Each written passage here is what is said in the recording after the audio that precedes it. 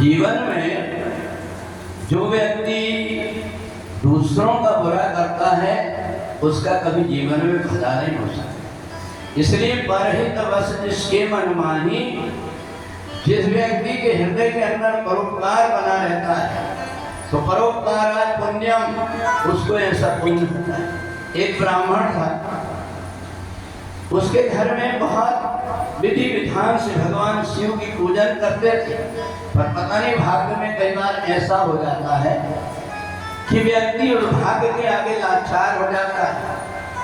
उसके यहाँ पर बड़ी सुंदर एक पत्नी थी, परंतु कोई संतान नहीं थी।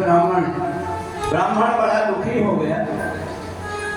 तो ब्राह्मण को दुखी देख करके और सुदेहा ने कहा, एक काम करो, मेरी बहन भी शादी लायक है, मेरे माता पिता गरीब हैं, इसलिए एक काम करो, तुम मेरी बहन को शादी करके लेकर के आता। ब्राह्मण ने कहा, देखो देवी, मैं जानता हूँ एक बयान में दो तलवार ठीक नहीं हो। कहा नहीं, मेरी सौगंध है तुम्हें, अपने कुल का कम से कम नाम हो जाएगा, एक आध संतान हो जाएगी, इसलिए तुम मेरी बहन के साथ में शादी कर।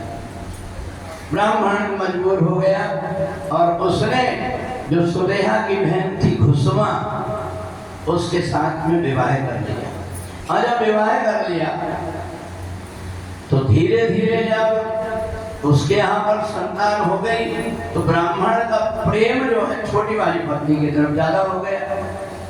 अब ये जब माताजी कह करके बोले वो बेटा, तो इसको बहुत गुस्सा है कि देखो इसके कम से कम संतान हो गया, अगर मेरी हो जाता तो मेरे को इस सौभाग्य मिलता। आखिर एक दिन उसने मन में विचार किया कि इसका बेटा बड़ा भी हो गया, विवाह भी कर दिया, बहू भी आ गई और बहू रोज अपनी सास की क्षरण गवाती है और बेटा भी रोज जाकर के अपने माता पिता की सेवा करता है और मैं अकेली एक कमरे में पड़ी रहती हूँ। इसने क्या की कि सुदेहा ने देखा कि आज प्रदोष का दिन है, इसलिए मैं बैठ करके भगवान शंकर का पूजन करूंगी।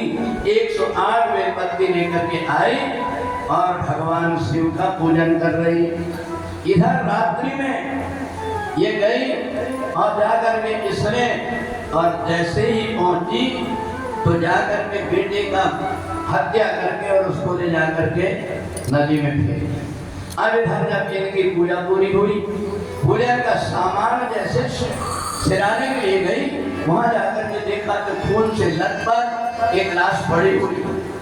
जैसे ही लौट आकर के देखा तो वो तो उसका खुद का बेटा एकदम से लेकर के जैसे ही गले से लिपटी, वैसे ही भगवान शिव प्रकट हो गए। देवी, तूने जो पूजन किया था, कहते न भाभी मेघ सके त्रिपुरारी, और जो तब करें कुमारी तुम्हारी, तुमने मेरी पूजन किया है, इसलिए इसके भाग्य में जो था वो तो हो गया, पर इसको मैं अब दीर्घ आयु देता हूँ।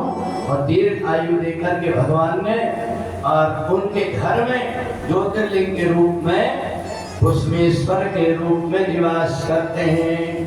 तो इसलिए एकोटी रुद्र संहिता में 12 ज्योतिर्लिंगों की स्थापना का जो अपने पृथ्वी में महत्व है वो मैंने आपको बताया।